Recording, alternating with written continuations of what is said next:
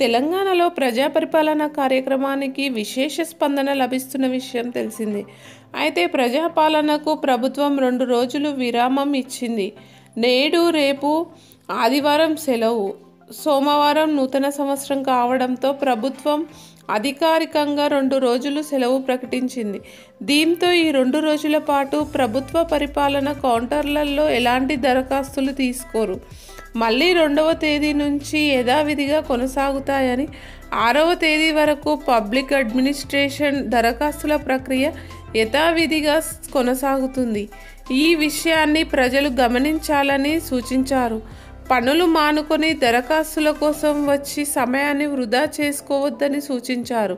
తెలంగాణలో కొత్తగా ఏర్పాటైన కాంగ్రెస్ ప్రభుత్వం 6 హామీల అమలు కోసం రాష్ట్ర వ్యాప్తంగా ప్రజాపాలన పేరుతో గ్రామ వార్డు సమావేశాలు నిర్వహించి దరఖాస్తుల స్వీకరణకు శ్రీకారం చుట్టింది. ఈ ప్రక్రియను జనవరి 6 వరకు నిర్వహిస్తామని సీఎం రేవంత్ రెడ్డి ప్రకటించారు.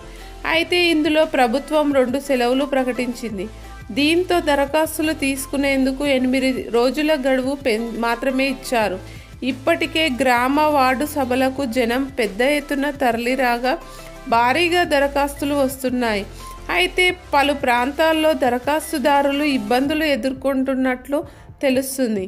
అయితే మరి కొద్ది రోజుల్లో సమయం ఉండడంతో ఈ దరఖాస్తులపై పలువురికి అనుమానాలు, గందరగోళం తలెత్తుతున్నట్టు తెలుస్తుంది. దీంతో ప్రజాపాలన గడువును మరికొద్ది రోజులు పొడిగించాలని ప్రజలు ప్రభుత్వాన్ని కోరుతున్నారు.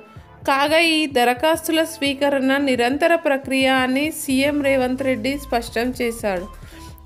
ఈ 10 రోజులు మాత్రమే ప్రభుత్వము దరఖాస్తులు తీసుకుంటుందని, తర్వాత తీసుకోబోమని భయపడాల్సిన అవసరం లేదని, దరఖాస్తులన్నీ తర్వాత తీసుకుంటామని స్పష్టం చేశారు. స్థానిక ఎంఆర్ఓ కార్యాలయాల్లో దరఖాస్తు చేసుకోవచ్చని రేవంత్ రెడ్డి తెలిపారు.